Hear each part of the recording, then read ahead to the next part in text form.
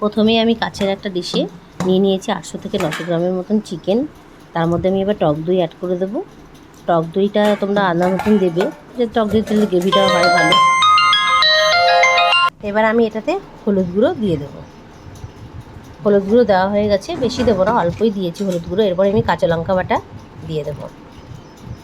এরপরে কাঁচা লঙ্কা বাটাটা তোমার আন্দাজ মতন দেবে। এরপরে আদা বাটা দেবো। আদা বাটাটাও আমি অল্পই দিয়েছি, খুব একটা দিইনি। তারপর আমি দিয়ে দেবো এটাতে রসুন বাটা। রসুন বাটার গন্ধটা বেশ আমার খুব ভালো লাগে, দারুণ লাগে গন্ধটা। তোমরা জানি না তোমাদের কেমন লাগে। রসুন বাটার পরে আমি দিয়ে দেবো এটাতে জিরের গুঁড়ো। জিরের গুঁড়োটা আমি ওই 1.5 চামচের মতন দিয়েছি, অল্প দিলেই ভালো। তারপরে দেবো আমি এটাতে কাশ্মীরি লঙ্কার গুঁড়ো। কাশ্মীরি লঙ্কার গুঁড়োটা দেবো কালার হওয়ার জন্য। তোমরা ঝালটাও দিতে পারো, তোমরা যে যেমন ঝাল খাও সেইভাবেই দেবে। তারপরে এটাতে আমি দিয়ে দেবো অল্প করে নুন দিয়ে দেবো। নুনটা দেবো অল্প করে, কিন্তু পরে লাগলে স্বাদ অনুযায়ী আমি আবার দেবো। এটা ম্যারিনেট করার জন্য আমি দিলাম। এরপরে দিয়ে দেবো আমি ভিনিগার। ভিনিগারটা আমি 1 ঢাকনাই দেবো, বেশি দেবো না। এরপরে কেন যেহেতু টক দই দেওয়া আছে, এরপরে আমি দিয়ে দেবো এটাতে সর্ষের তেল। সর্ষের তেলটাও আমি দিয়েছি, কেন দইটা আছে, ওটা থেকেও তেলটা বেরোবে। এবার এটাকে ম্যারিনেট করে মোটামুটি আমি 1 ঘন্টার মতন রেখে দেবো। চিকেনটা সেদ্ধ হবে।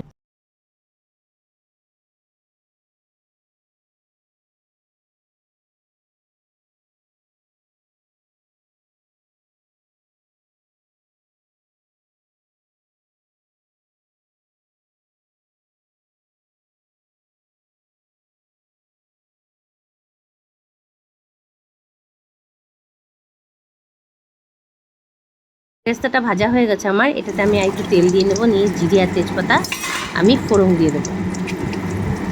জিরেটা একটু ভাজা ভাজা হয়ে গেলে আমি এটাতে পেঁয়াজ দিয়ে দেবো। পেঁয়াজগুলো দিয়ে আমি এবার লালচে লালচে করে ভেজে নেব। দেখো পেঁয়াজগুলো লালচে লালচে বেশ ভাজা হয়ে এসছে। এবার আমি এটার মধ্যে দিয়ে দেবো রসুন বাটা। বেশ দেখতে ভালোই লাগছে বলো। রসুন বাটা দিয়ে আমি একটু ভালো করে নাড়াচাড়া করে নেব। আমি 2 চামচ রসুন বাটা দিয়ে ইউজ করেছি। এবার দিয়ে আমি একটু রসুন বাটাটা দিয়ে একটু হালকা করে ভেজে নেব।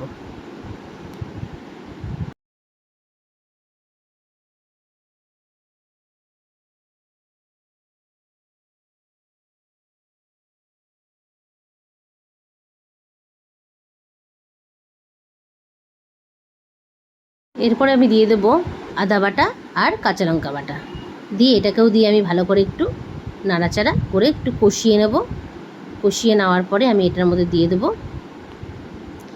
জিরের গুঁড়ো দেব, হলুদ গুঁড়ো দেব, আর দিয়ে দেবো জিরের গুঁড়ো, হলুদ গুঁড়ো দিয়ে একটু ভালো করে নাড়াচাড়া করে নেব।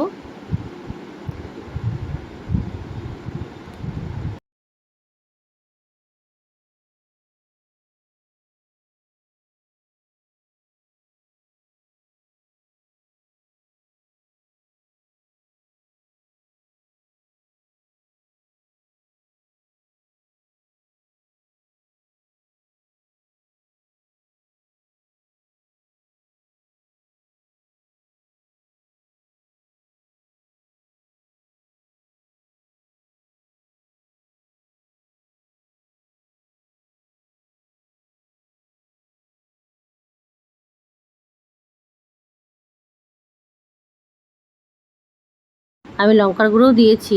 তো এবার ভাজা হয়ে গেছে মশলাটা। এবার আমি চিকেনটাকে ম্যারিনেট করা চিকেনটা আমি দিয়ে একটু নাড়াচাড়া করে আমি এবার দেখো ধনে পাতাটাকে আমি কুচিয়ে নিয়েছি, আর ধনে পাতাটাকে ভালো করে ধুয়ে টুয়ে আমি দুটোকে একসাথে মিক্সার গ্রাইন্ডারে একটু জল দিয়ে আমি এটাকে পেস্ট করে নেব। পেস্ট করে নিয়ে তারপরে আমি ছেঁকে নেব। চিকেনটা কষানোতে কত ছেঁকে সেই জলটা আমি আবার এবার ঢাকনা খুলে এবার এটাকে আমি আরও করে কষিয়ে নেব। নিয়ে কত সুন্দর লাগছে দেখতে, ঢাকা দিয়ে রাখবো। দেখেই লোভ লেগে যাচ্ছে আমার, যত তত ভালো লাগবে। সেন্টটা খুব খেতে কত টেস্টি হবে বুঝতে পারছো তো। তোমরা কিন্তু ঘরে কিন্তু বানিয়ে দেখবে, ভালো করে দেখে নাও প্রণালীটা কীভাবে আমি দিয়েছি আর কি। এরপরে আমি এটাতে একটু নুন অ্যাড করব। নুনটা একটু কম আছে, নুন একটু অ্যাড করব। সবাই কিন্তু মুখে দিয়ে তারপরে কিন্তু নুনটা দেবে, না হলে আবার নুন বেশি হয়ে যাবে। এবার আমি এটাতে দিয়ে দেবো, এটাকে দিয়ে একটু নাড়াচাড়া করব। করে নিয়ে দিয়েছি, এবার দিয়ে দিলাম ঘি, কষাতে থাকবো। অল্প করে ঘিটা দিলাম, ওটা এরপরে আমি এর মধ্যে দিয়ে দেবো আর একটু হবে, তাও একটু কষাবে জিনিস, পাতা টেস্ট আমি দিয়ে খেতেও স্বাদ হবে, দেখতেও সুন্দর হবে।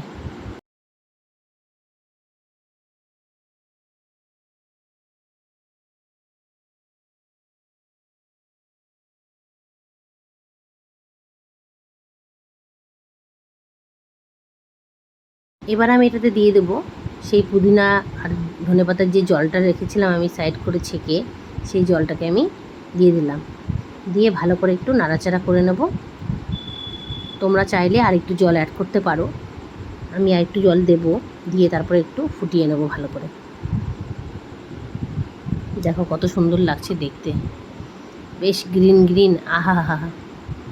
এটা কিন্তু রুটি বলো, ভাত বলো, পরোটা বলো, মানে যাই বলো না কেন, মানে নান, লাচ্ছা পরোটা সব কিছুর সাথেই বেশ জমজমাট। দেখো খুব সুন্দর ফুটে এসছে। এবার আমি পেঁয়াজের বেরেস্তাগুলোকে দিয়ে দেবো, দিয়ে ভালো করে নাড়াচাড়া করে নেব। নাড়াচাড়া করে নিয়ে দেখছো কত সুন্দর লাগছে দেখতে, ও হো হো, পুরো ইয়াম্মি ইয়াম্মি, বাহ দারুণ। এরপরে আমি এটার মধ্যে দিয়ে দেবো গরম মশলা, দিয়ে দেবো শাহি গরম মশলা, আমি এর মধ্যে অ্যাড করছি। তোমরা চাইলে বেটেও দিতে পারো গরম মশলা, গোটা গরম মশলাকে। আর আমি একটু ঘিও দেবো এর মধ্যে, আর একটু ঘি দেবো। ঘিটা দিলে বেশ স্বাদটাও সুন্দর লাগছে, গন্ধটাও ভালো লাগবে। একদম খুব একটাও বেশিও দেবো না, অল্প করেই দেবো ঘিটা। একদম রেডি হয়ে গেছে মোটামুটি। তোমাদের যদি ভিডিওটা ভালো লেগে থাকে তাহলে একটা লাইক, কমেন্ট ও শেয়ার করে দিও। আর তোমরা সবাই খুব ভালো থেকো ও সুস্থ থেকো। তোমাদের সাথ পেলেই আমি আরও এগিয়ে যেতে পারবো।